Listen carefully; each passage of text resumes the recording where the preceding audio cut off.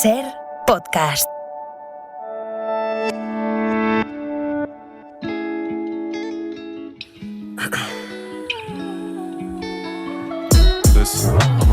Nos acompaña Hisham Matar, premio Pulitzer, con su novela El regreso, un relato autobiográfico en el que después de más de 30 años contaba su vuelta a Libia, su tierra natal, tras el derrocamiento de Gaddafi y la desaparición de su padre bajo el régimen al que todavía hoy sigue buscando.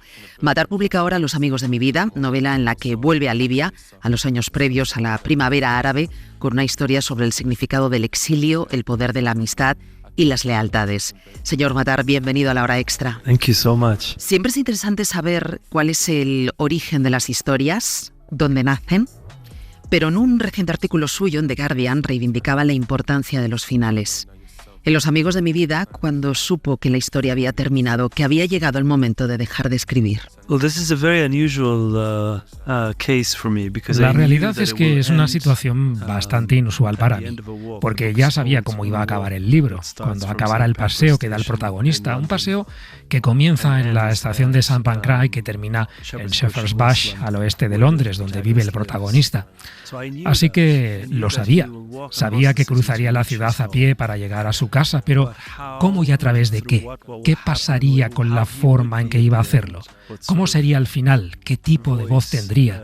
¿En qué detalles se centraría? Todo eso no lo sabía. I didn't know.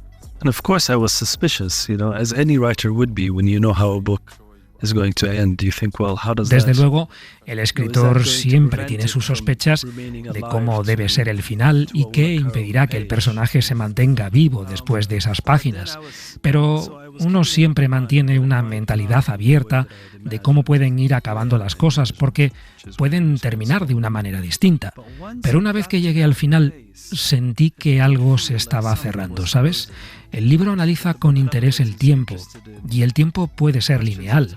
A veces nos puede parecer circular, o se puede sentir poroso, porque muchas veces podemos sentir que habitamos el presente y que también estamos anclados en el pasado y en el futuro, a través de las aspiraciones que nos inspiran.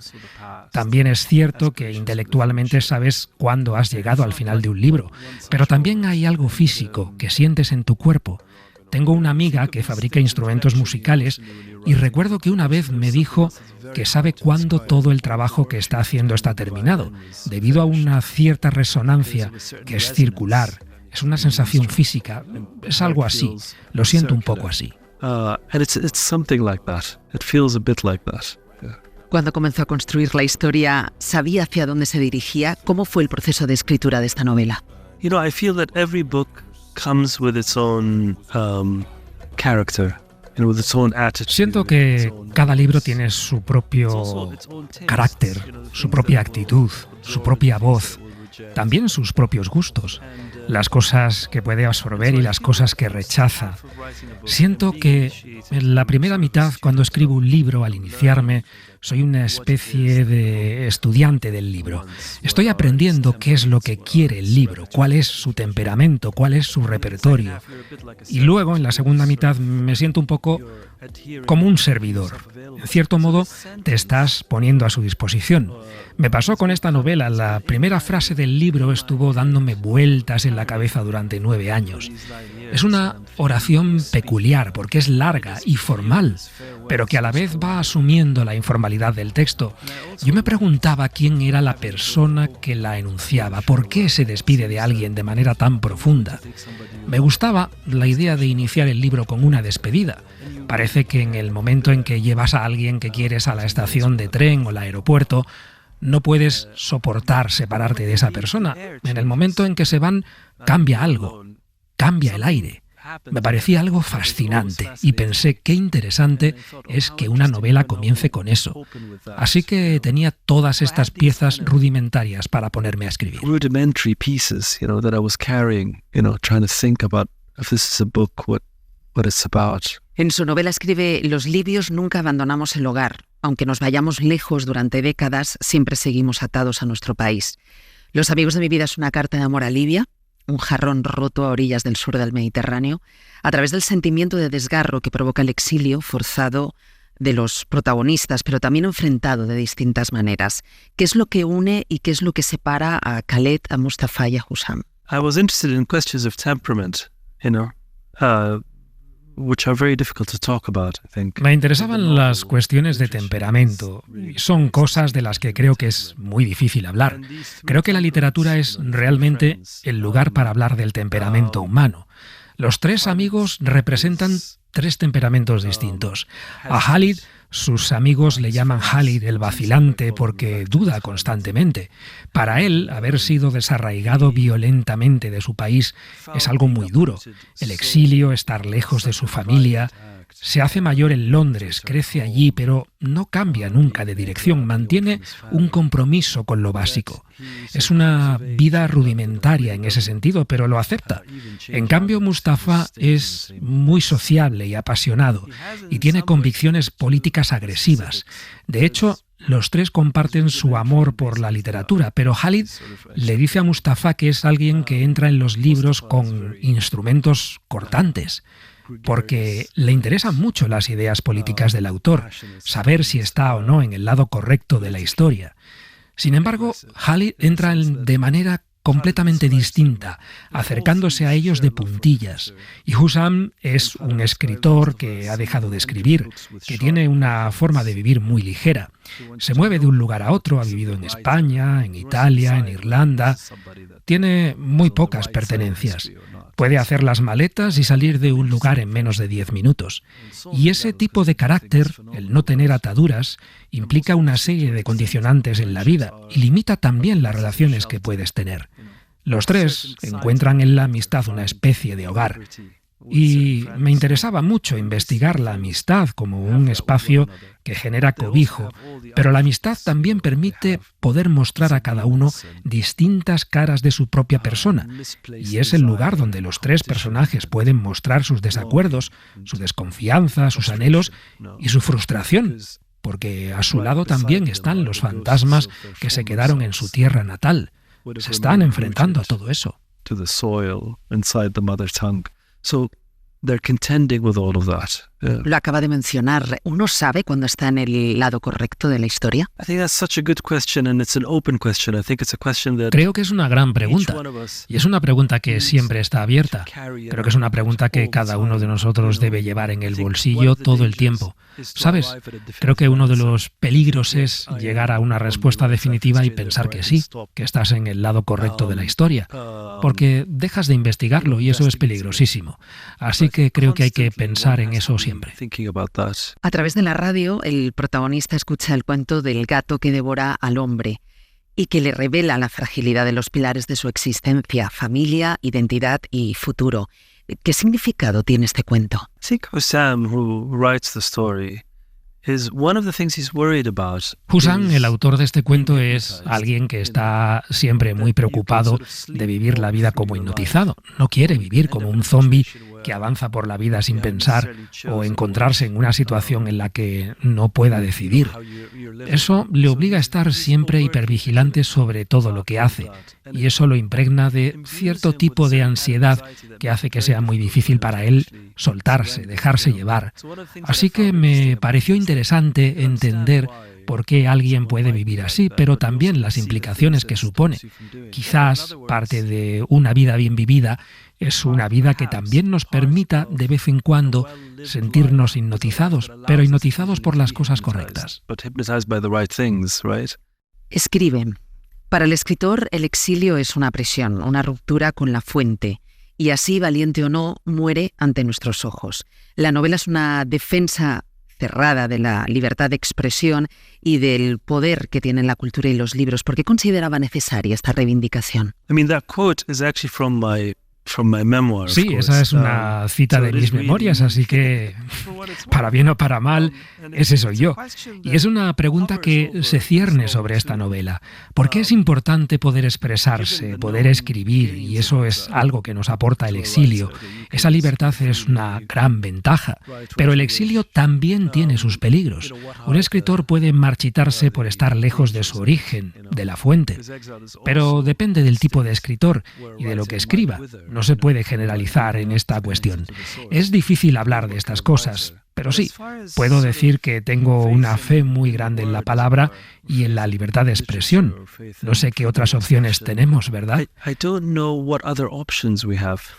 Because if we agree to live a full or active life, sí, estamos de acuerdo en eso, que vivir una vida plena o activa, no sé cómo describirlo mejor, si queremos al menos intentar alcanzar nuestro potencial, tenemos que dedicarnos constantemente a una interpretación activa, intentar no aceptar las cosas a primera vista, e interpretar las cosas es correr el riesgo de equivocarse. Así que en esa libertad también está la libertad de equivocarse. Y creo que eso también es muy importante. Y sobre la literatura, no sé ni por dónde empezar. Para mí es muy importante, como para los tres personajes de la novela, y que inspira un estado de contingencia que nos permite mantener abiertas las preguntas. Y lo más interesante son esas preguntas abiertas, más que las respuestas.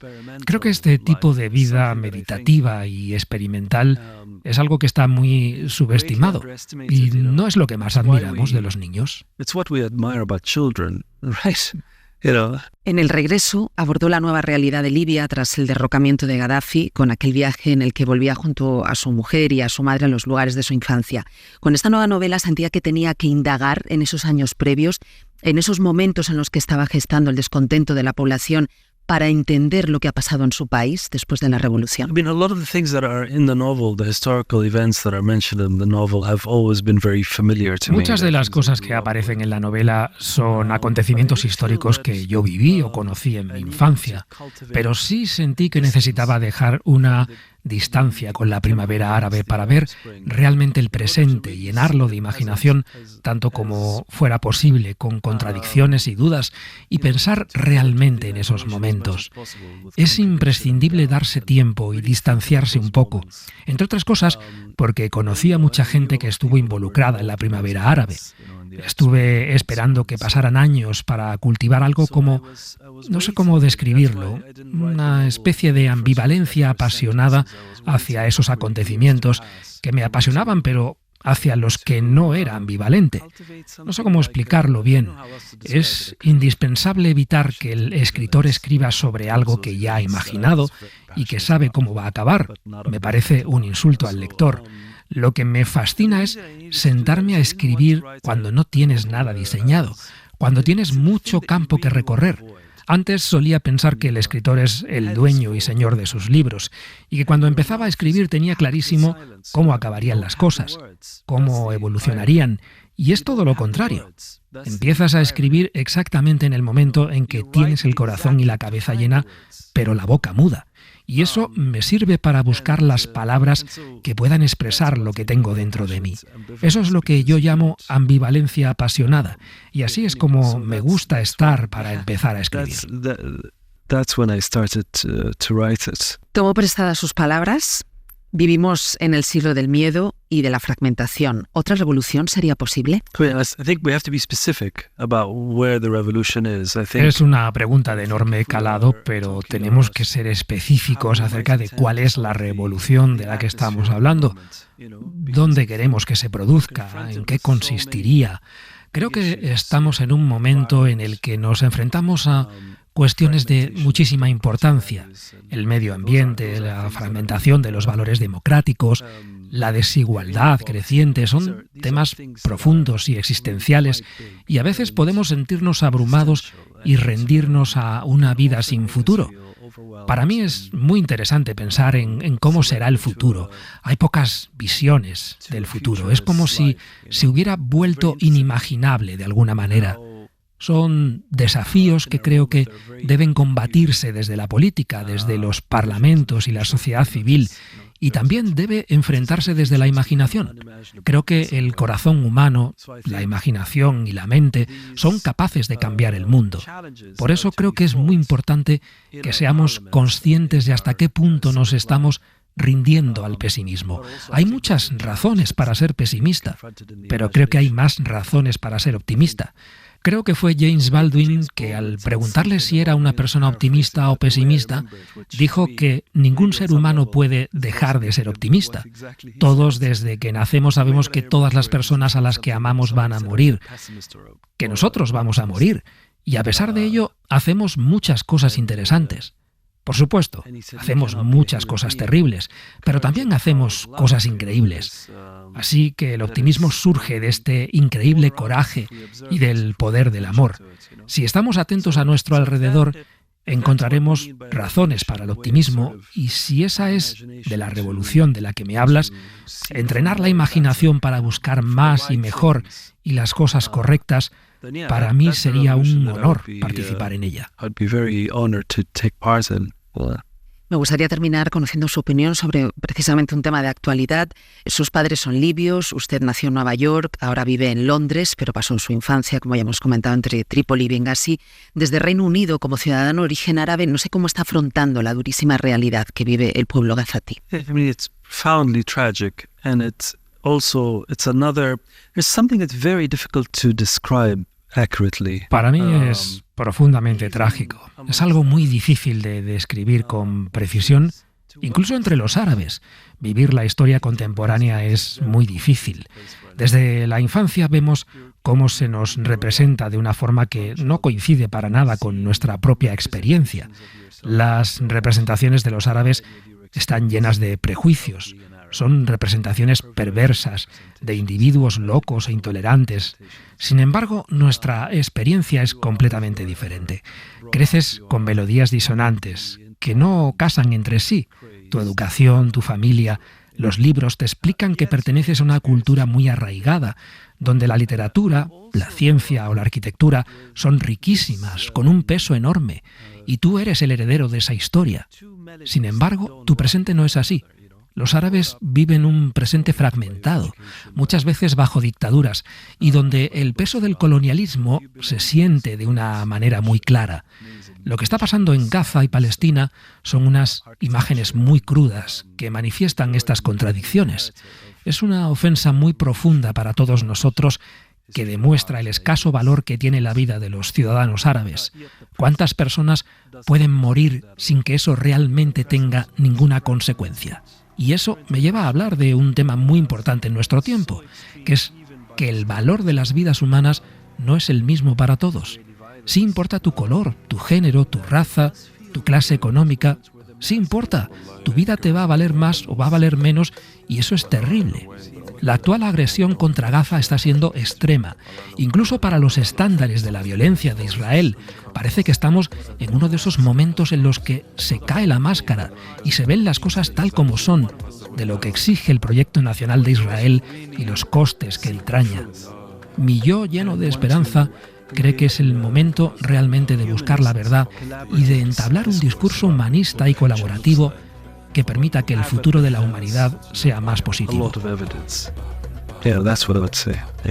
Pues nos quedamos con esa reflexión. Hisham Matar, ha sido un placer compartir esta conversación. Muchísimas gracias. Thank you so much, and thank you for the intelligence and sensitivity with which you approached my work. I really appreciate this. Thanks. Somebody tell Bella Hadid, let's change out to Abdul Hamid. Now I mean to come off too strong, but still أصل فلاحي, I'm planting the seeds. Yeah, I could get you what you need, but I hate it when the text go green. Do you miss me or did you leave, baby?